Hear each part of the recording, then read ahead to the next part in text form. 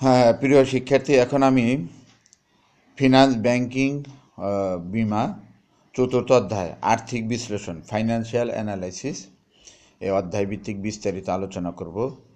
এটা কয়েকটি ধাপে আলোচনা করব। এটা হলো প্রথম ধাপ। প্রিয় শিক্ষার্থী, আর্থিক বিশ্লেষণ অধ্যায়ে আমরা নগদ প্রবাহ ও ব্রেক ইভেন বিশ্লেষণ করে যথার্থ আর্থিক সিদ্ধান্ত নিতে পারব। অর্থাৎ এই অধ্যায়ে আমরা আর্থিক বিবরণী বিশ্লেষণের বিভিন্ন পদ্ধতি ব্যাখ্যা করতে পারব। তারপর আর্থিক বিবরণী বিশ্লেষণের পদ্ধতিগুলোর মধ্যে তুলনা করতে পারব এবং অর্থায়নের উপর আর্থিক বিশ্লেষণের প্রভাব মূল্যায়ন করতে পারব। এখন আমি নগদ প্রবাহ বিবরণী প্রস্তুত সম্বন্ধে সংক্ষেপে আলোচনা করব।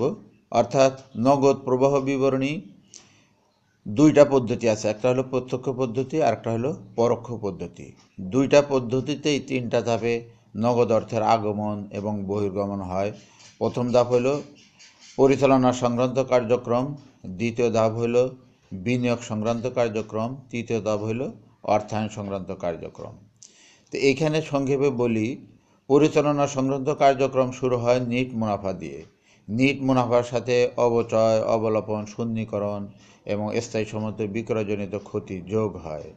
পাশাপাশি স্থায়ী সম্পত্তির বিক্রয়জনিত লাভ হলে মাইনাস হয়। তারপরে চলতি সম্পদ বৃদ্ধি পেলে মাইনাস হয়। চলতি সম্পদ হ্রাস পেলে যোগ হয়।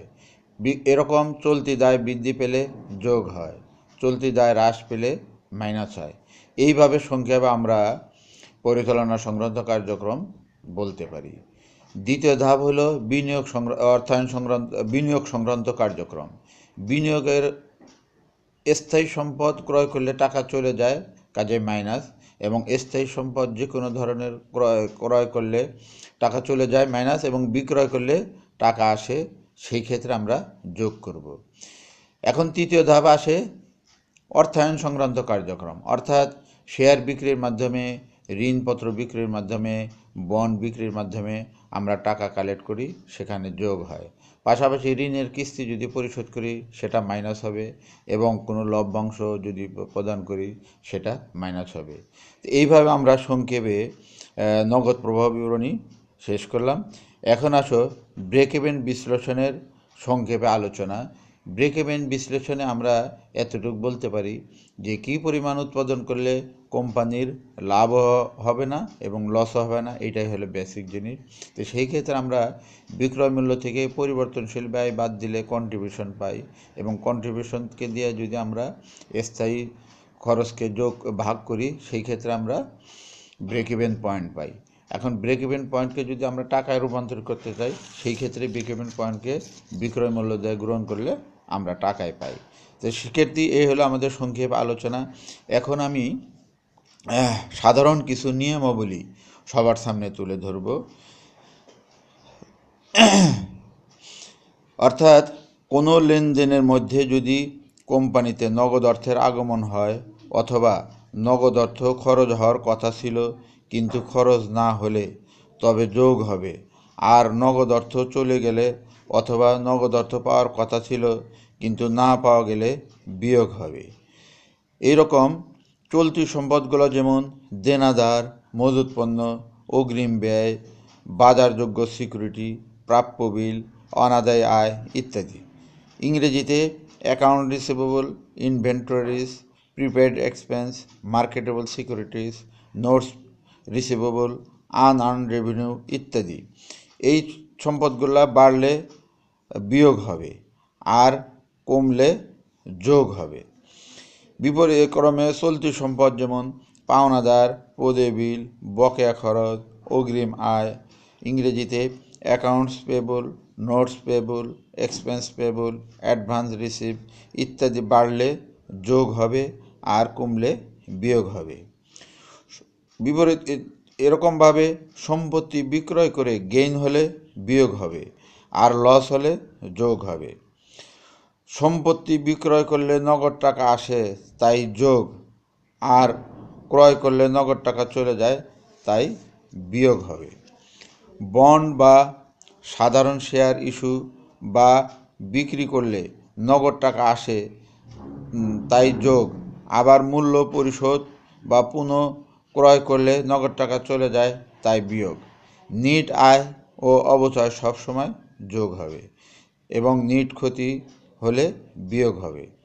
লভ্যাংশ প্রদানের অর্থাৎ ডিভিডেন্ড পেমেন্টের মাধ্যমে নগদ টাকা চলে যায় তাই সবসময় বিয়োগ হবে।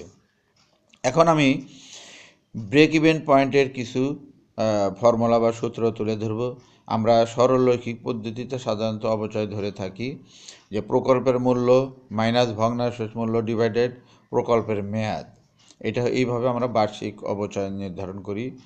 কর পরবর্তী নিট পরিচালন মুনাফা সমান সমান কর পূর্ব মুনাফা গুণন 1 মাইনাস কর হার। পরিচালন নগদ প্রবাহ সমান সমান কর পরিবর্তে নিট পরিচালন মুনাফা যোগ অবচয়। ফ্রি নগদ প্রবাহ সমান সমান পরিচালন নগদ প্রবাহ মাইনাস নিট স্থায়ী সম্পত্তিতে বিনিয়োগ মাইনাস নিট চলতি সম্পত্তিতে বিনিয়োগ, যেখানে নিট স্থায়ী সম্পত্তিতে বিনিয়োগ সমান সমান নিট স্থায়ী সম্পত্তির পরিবর্তন প্লাস অবচয়। চলতি সম্পত্তিতে বিনিয়োগ সমান সমান চলতি সম্পত্তির পরিবর্তন মাইনাস পাওনাদার এবং বকেয়া খরচ এর পরিবর্তন। এখন আমরা ব্রেক ইভেন পয়েন্টের ইউনিট কিভাবে বের করি সেই সূত্র বলছি। ব্রেক ইভেন পয়েন্ট সমান ইউনিট সমান সমান উপরে স্থির ব্যয়, নিচে প্রতি ইউনিটের বিক্রয় মূল্য মাইনাস প্রতি ইউনিটের পরিবর্তনশীল ব্যয়। আর একটা সূত্র আমরা দিতে পারি ব্রেক ইভেন পয়েন্ট টাকা সমান সমান ব্রেক ইভেন পয়েন্ট ইউনিট গুণন প্রতি ইউনিটের বিক্রয় মূল্য, অথবা টাকায় ব্রেক ইভেন পয়েন্ট সমান সমান স্থির ব্যয় ডিভাইডেড বাই কন্ট্রিবিউশন মার্জিন অনুপাত।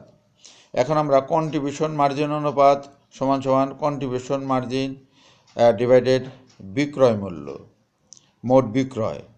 কন্ট্রিবিউশন মার্জিন অনুপাত সমান সমান প্রতি ইউনিটের কন্ট্রিবিউশন মার্জিন ডিভাইডেড প্রতি ইউনিটের বিক্রয় মূল্য। প্রতি ইউনিটের কন্ট্রিবিউশন মার্জিন সমান সমান প্রতি ইউনিটের বিক্রয় মূল্য মাইনাস প্রতি ইউনিটের পরিবর্তনশীল ব্যয়। নিরাপত্তা মার্জিন সমান সমান মোট বিক্রয় মাইনাস টাকায় ব্রেক ইভেন পয়েন্ট। নিরাপত্তা মার্জিন অনুপাত সমান সমান নিরাপত্তা মার্জিন ডিভাইডেড বাই মোট বিক্রয়।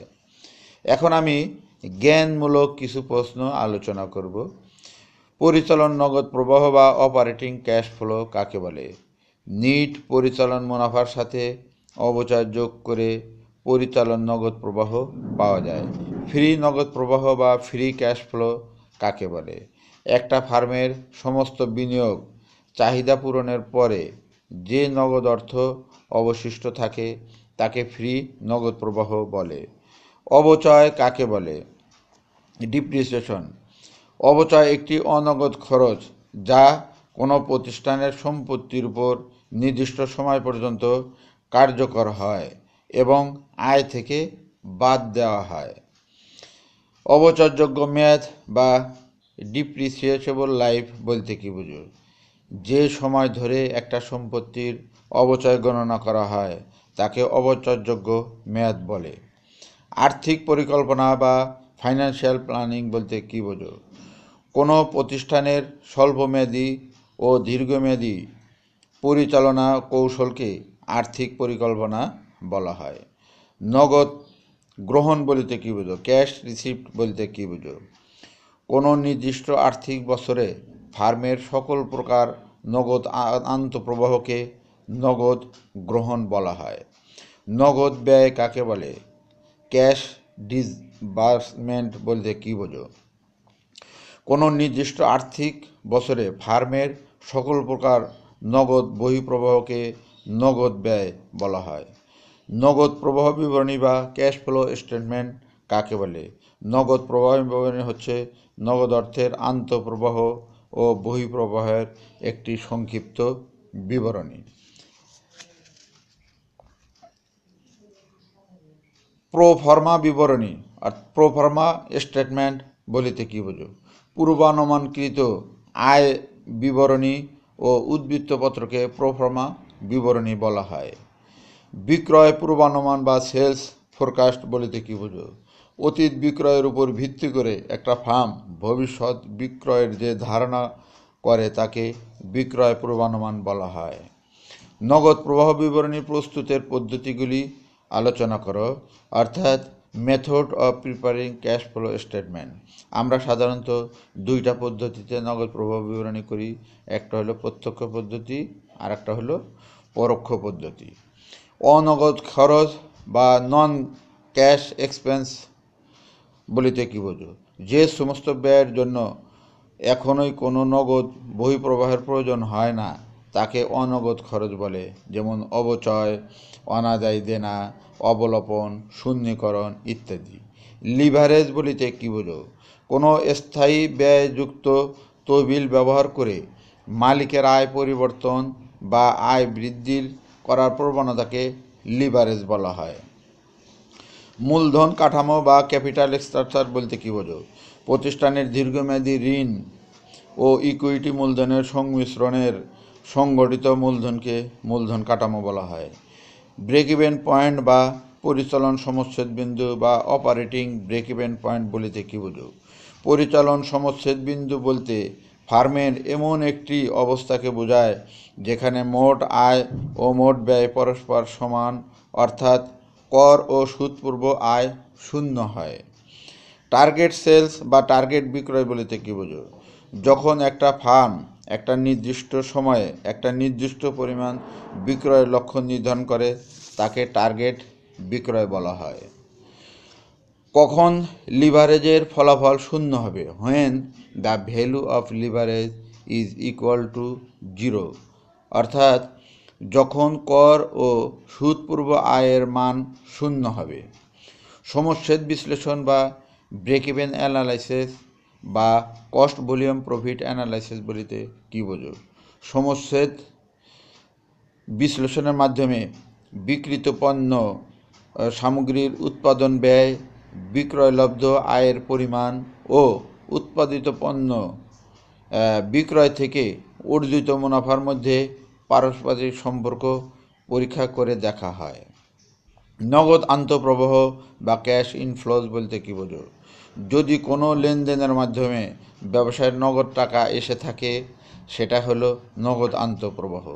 তো নগদ বহিঃপ্রবাহ বা ক্যাশ আউটফ্লোজ বলতে কী বোঝো?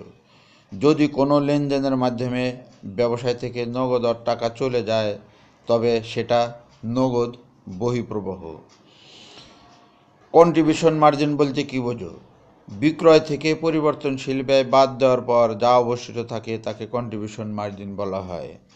পরিবর্তনশীল ব্যয় বা ভেরিয়েবল কস্ট বলিতে কী বোঝো? উৎপাদন বৃদ্ধির সাথে সাথে যে ব্যয় পরিবর্তন হওয়ার সম্ভাবনা থাকে তাকে পরিবর্তনশীল ব্যয় বলা হয়। বিনিয়োগ কার্যক্রম থেকে নগদ প্রবাহ বলিতে কী বোঝো? যে কার্যক্রমের মাধ্যমে কোনো দীর্ঘমেয়াদী সম্পদ ও বিনিয়োগ ক্রয় ও বিক্রয় অন্তর্ভুক্ত করা হয় তাকে বিনিয়োগ কার্যক্রম থেকে নগদ প্রবাহ বলা হয়। নগদ প্রবাহ বিশ্লেষণ ক্যাশ ফ্লোস অ্যানালাইসিস। একটি নির্দিষ্ট সময়ে একটি ফার্মের সমস্ত নগদ আন্তঃপ্রবাহ ও নগদ বহিঃপ্রবাহ সমূহ বিশ্লেষণে হচ্ছে নগদ প্রবাহ। এটা ছিল আমার চতুর্থ অধ্যায়ের প্রথম ধাপ। এরপরে আমি আবার দ্বিতীয় ধাপ তৃতীয় ধাপ আমি তুলে ধরব। সবাইকে ধন্যবাদ।